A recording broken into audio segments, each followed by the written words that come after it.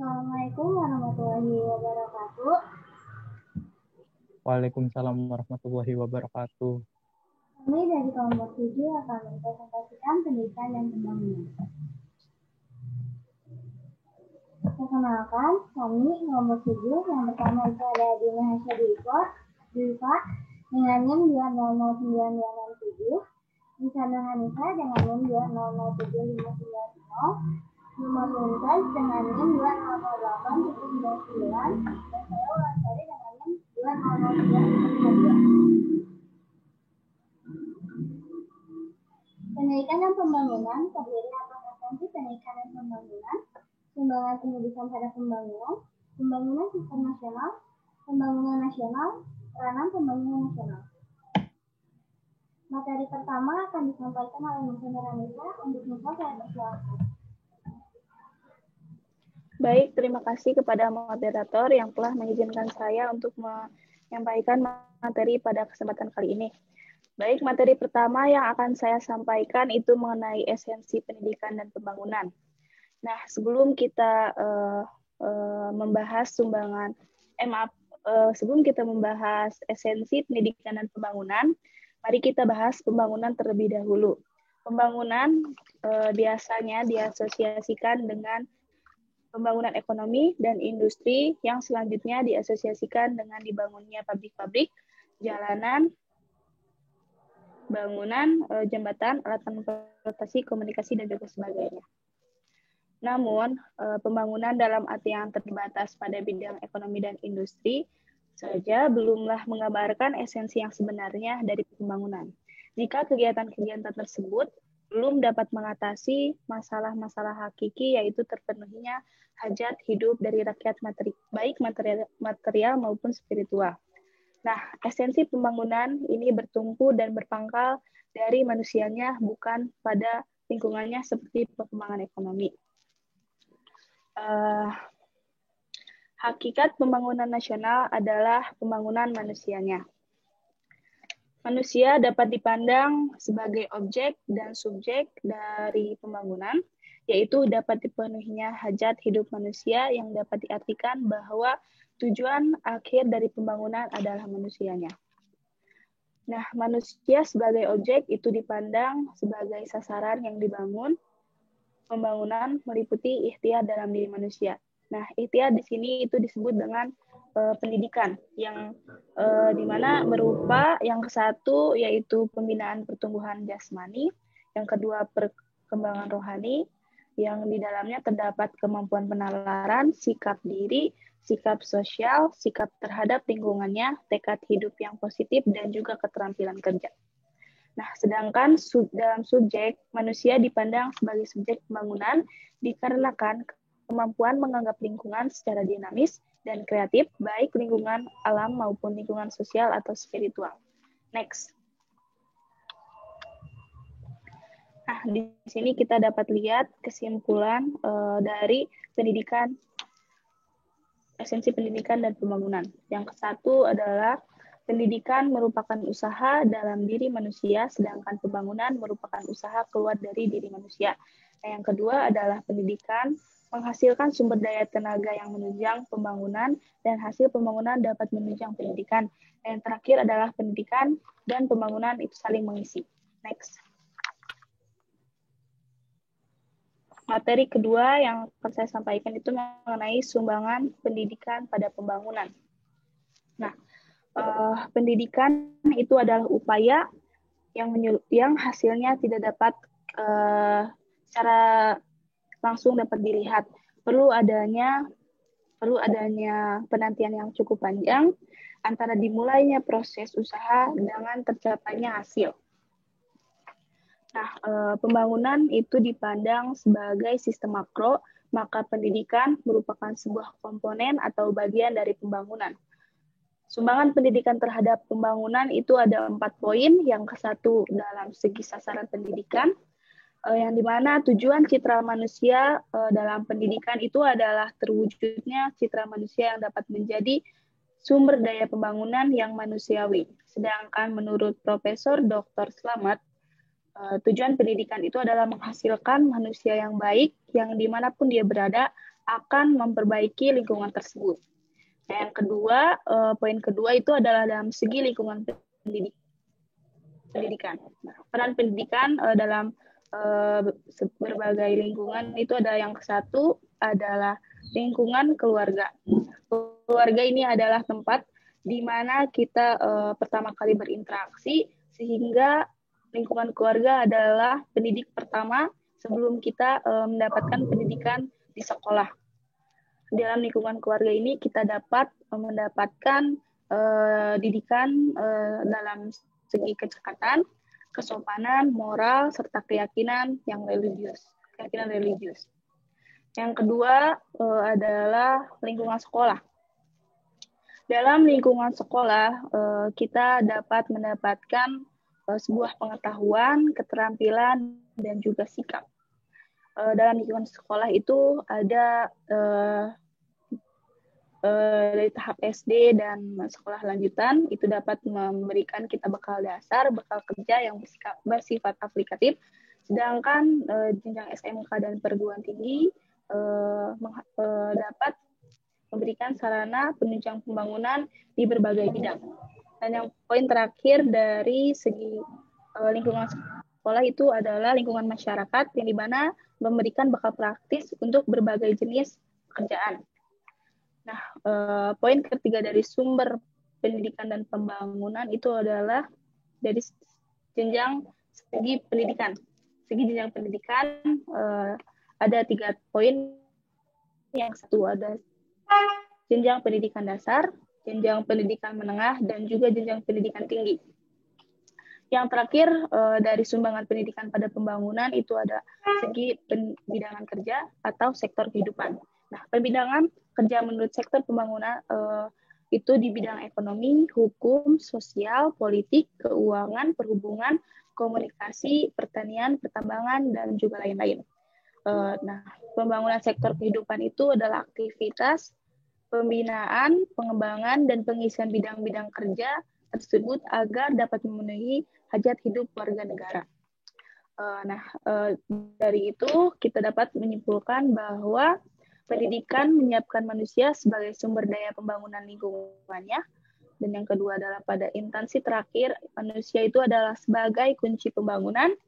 Terakhir adalah pendidikan memegang peran penting karena merekalah yang menciptakan manusia pencipta pembangunan. Mungkin itu saja yang bisa saya sampaikan. Untuk materi selanjutnya akan disampaikan oleh teman saya Dine. Saya kembalikan kepada moderator. Terima kasih. Terima kasih untuk Nika yang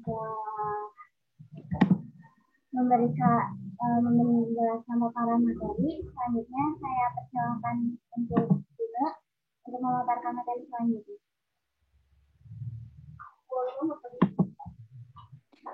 Ya, terima kasih kepada moderator yang telah mempersilakan saya untuk menyampaikan materi. Selanjutnya di sini ada pembangunan sistem pendidikan nasional. Poin yang pertama yang akan saya bahas adalah mengapa sistem pendidikan itu harus dibangun. Sistem pendidikan perlu dibangun agar dapat memenuhi kebutuhan manusia. Manusia itu cenderung berupaya untuk mendekatkan dirinya kepada kesempurnaan. Untuk itu perlu dilakukan perbaikan-perbaikan termasuk sistem pendidikan. Berikut ada beberapa pendapat ahli mengenai urgensi pembangunan sistem pendidikan. Yang pertama menurut L. Geveld, setiap pendidikan selalu berurusan dengan manusia karena hanya manusia yang dapat dididik dan selalu dididik. Yang kedua ada menurut Drijjar Kara, manusia digambarkan sebagai makhluk yang selalu ada. Artinya manusia itu adalah makhluk yang selalu mencari yang belum ada karena sasaran yang ada itu sudah terasa bosan. Nah, mencari dan mengadakan yang belum ada itu artinya berkreasi. Dan yang terakhir menurut Max Keller, yang menyatakan bahwa manusia digambarkan sebagai hewan yang sakit. Nah, pendidikan selalu berkaitan erat dengan manusia karena hanya manusia yang dapat dididik dan harus selalu dididik. Pengalaman manusia akan mengalami perkembangan. Oleh karena itu, sistem pendidikan hadir sebagai sarana untuk menghantar manusia menemukan jawaban atas teka-teki dirinya. Agar dapat menyongsong suasana hidup yang diperlukan manusia, sistem pendidikan sebagai agent of social change harus berubah agar dapat berfungsi sebagaimana mestinya. Struktur, kurikulum, pengelolaan, tenaga kependidikan perlu disesuaikan dengan tuntutan baru seiring berkembangnya zaman. Next.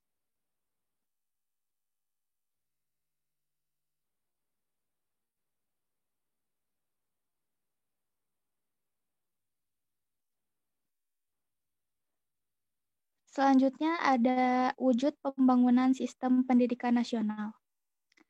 Secara makro, sistem pendidikan ini meliputi banyak aspek. Yang satu sama lain itu saling berkaitan erat. Yang pertama ada aspek filosofis dan keilmuan. Aspek filosofis berupa penggarapan tujuan nasional pendidikan yang kelak memberikan peluang bagi pengembangan hakikat manusia yang kodrati. Pengembangan sifat kodrati tersebut paralel dengan jiwa Pancasila.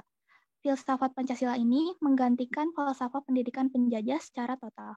Di samping filsafat, sistem pendidikan juga membutuhkan tunjangan berupa teori keilmuan dalam rangka mencapai tujuan yang telah dirumuskan filsafat itu sendiri. Lalu yang berikutnya ada aspek yuridis atau perundang-undangan.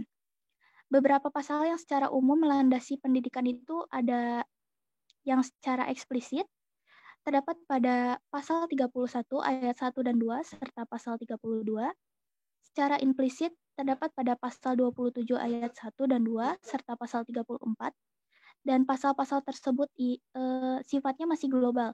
Jadi dijabarkan lebih rinci ke dalam bentuk undang-undang pendidikan. Nah, berdasarkan undang-undang pendidikan inilah sistem pendidikan disusun dan dilaksanakan. Kalian dapat melihatnya di dalam Undang-Undang RI nomor 23 Undang-Undang Republik Indonesia nomor 20 tahun 2003 tentang sistem pendidikan nasional. Yang berikutnya ada aspek struktur. Aspek struktur pembangunan sistem pendidikan ini berperan pada upaya pembenahan struktur pendidikan yang mencakup jenjang dan jenis pendidikan, lama waktu belajar dari jenjang satu ke jenjang yang lain, sebagai akibat dari perkembangan sosial, budaya, dan politik. Yang berikutnya ada kurikulum. Kurikulum merupakan sarana pencapaian tujuan. Jika tujuan kurikuler berubah, maka kurikulum berubah pula. Perubahan yang dimaksud ini dapat berupa materi, orientasi, pendekatan, ataupun metodenya. Nah, aspek filosofis, keilmuan, dan yuridis menjadi landasan bagi butir-butir yang lain karena memberikan arah serta mewadahi butir-butir yang lain. Artinya, struktur pendidikan, kurikulum, dan yang lain-lain itu harus mengacu pada aspek filosofis, keilmuan, serta aspek yuridis. Sekian materi yang saya sampaikan. Untuk selanjutnya akan disampaikan oleh teman saya, Nukman. Untuk itu, saya kembalikan kepada moderator. Terima kasih untuk Dina yang telah memaparkan materi. Selanjutnya, materi akan disampaikan oleh Nukman. Untuk Nukman, saya persilahkan. Oke, terima kasih moderator atas tempat dan waktunya.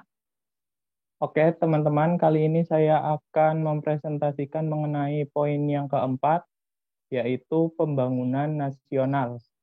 Yang pertama mengenai batasan. Menurut Sumitro Joyo Hadikusumo, pembangunan ekonomi berarti suatu proses struktural produksi atau pendapatan nasional, struktur penduduk dan mata pencaharian atau lapangan pekerjaan, serta struktur lalu lintas barang, jasa, dan modal dalam hubungan internasional.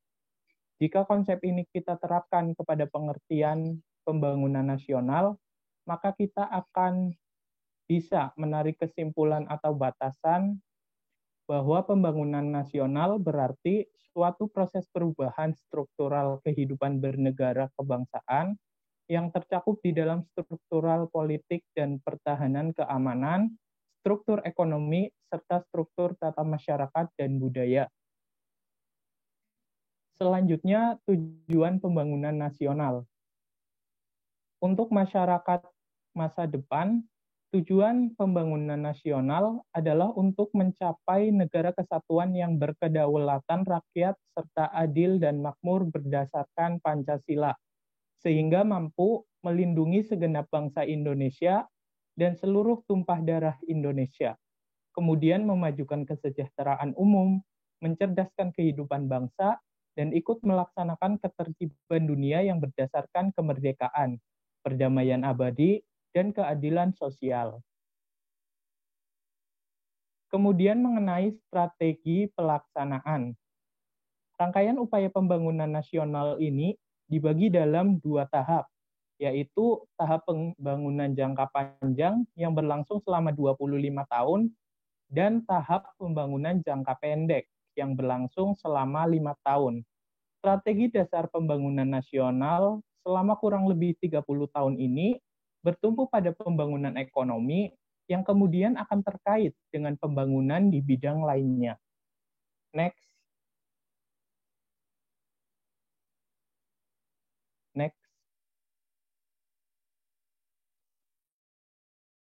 Oke, selanjutnya mengenai karakteristik atau ciri-ciri dari pembangunan nasional. Ciri-ciri dari pembangunan nasional. Yang pertama, bentuk pengamalan Pancasila. Seperti yang saya jelaskan tadi pada poin tujuan, karakteristik dari pembangunan nasional ini sebagai bentuk pengamalan Pancasila. Yang kedua, pembangunan manusia Indonesia seutuhnya dan pembangunan masyarakat Indonesia seluruhnya. Maksudnya, semua masyarakat Indonesia akan merasakan dampak dari pembangunan ini dan ikut serta terlibat dalam kegiatan pembangunan ini. Karakteristik yang ketiga yaitu dilaksanakan secara berencana, menyeluruh, terpadu, terarah, bertahap, dan berlanjut. Maksudnya sudah ada rencana matang mengenai pembangunan nasional ini, seperti anggaran dana, siapa saja sasarannya, kemudian dampaknya nanti bisa seperti apa. Menyeluruh maksudnya akan dirasakan oleh seluruh rakyat Indonesia. Terpadu berarti tunduk kepada pemerintah selaku pemegang kebijakan. Terarah berarti sudah punya pandangan untuk masa depan akan jadi seperti apa pembangunan nasional ini. Bertahap artinya dari bawah sampai atas. Bertahap. Kemudian berlanjut. Setelah ini selesai akan lanjut kepada pembangunan dalam bidang lainnya. Karakteristik yang keempat yaitu pembangunan dari, oleh, dan untuk rakyat. Dari rakyat, tentu saja pembangunan ini atas dasar keinginan rakyat sendiri, oleh rakyat, dilakukan oleh rakyat, dan untuk rakyat, nanti hasilnya, dampaknya juga kembali kepada rakyat atau untuk rakyat. Karakteristik yang kelima, yaitu trilogi pembangunan. Apa aja trilogi pembangunan? Ada pertumbuhan ekonomi, pemerataan, dan stabilitas nasional. Jika pertumbuhan ekonomi sudah baik, maka akan dilaksanakan pemerataan supaya benar-benar rata pertumbuhan ekonomi di seluruh Indonesia. Dan akan dengan terjadinya pemerataan akan tercapai stabilitas sosial. Next. Selanjutnya poin mengenai asas dari pembangunan nasional. Asas yang pertama, kemampuan dan ketakwaan terhadap Tuhan Yang Maha Esa. Allah Subhanahu wa Ta'ala menciptakan manusia sebagai khalifah di bumi. Karena manusia berakal dan makhluk yang paling sempurna, maka kehidupan dan pembangunan di atas dunia akan terus berjalan. Asas yang kedua, ada manfaat. Maksudnya pembangunan nasional ini nantinya akan memberikan manfaat. Biasanya manfaatnya itu untuk meningkatkan kesejahteraan masyarakat. Kemudian asas yang ketiga ada adil dan merata sesuai dengan Pancasila sila ke-5, keadilan sosial bagi seluruh rakyat Indonesia. Selanjutnya ada keseimbangan, keserasian, keselarasan dalam peri kehidupan. Maksudnya dalam pembangunan nasional ini harus selaras antara dunia dan akhirat, material dan spiritual, dan lain-lain. Kemudian ada mandiri. Maksud mandiri di sini, setiap masyarakat harus percaya kepada dirinya sendiri untuk bisa ikut serta membangun nasional.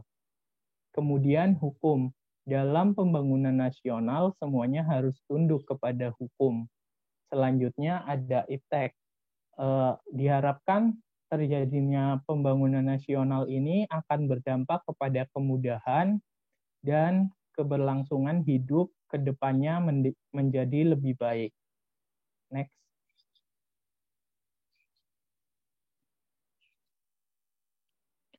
Selanjutnya ada kedudukan pembangunan pendidikan. Jika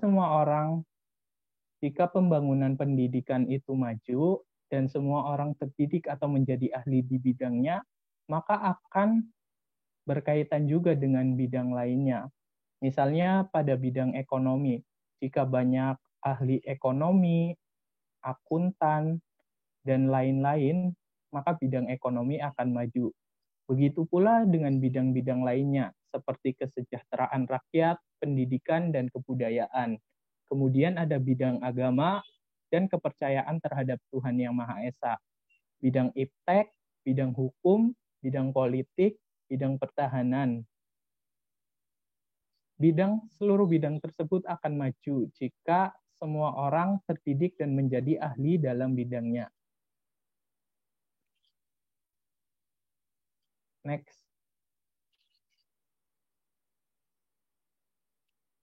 Selanjutnya ada peranan dalam pembangunan nasional. Yang pertama, payung pembangunan pendidikan nasional yang berfungsi menjadi salah satu pembatas lingkungan pembangunan pendidikan nasional dan parameter atau tolak ukur kontribusi keberhasilan fungsi pembangunan pendidikan nasional terhadap pembangunan nasional. Yang kedua, sumber yang memberikan masukan pada pembangunan pendidikan nasional berupa hasil-hasil pembangunan seperti informasi, energi atau tenaga, bahan-bahan, dan lain-lain. Selain itu, peran pembangunan nasional banyak sekali, di antaranya mengembangkan teknologi, menjadi tenaga produktif bidang konstruksi, menjadi pelaku generasi dan pencipta budaya, serta menjadi tenaga produktif yang menghasilkan barang dan jasa. Next. Terima kasih. Waktu kami kembalikan ke moderator.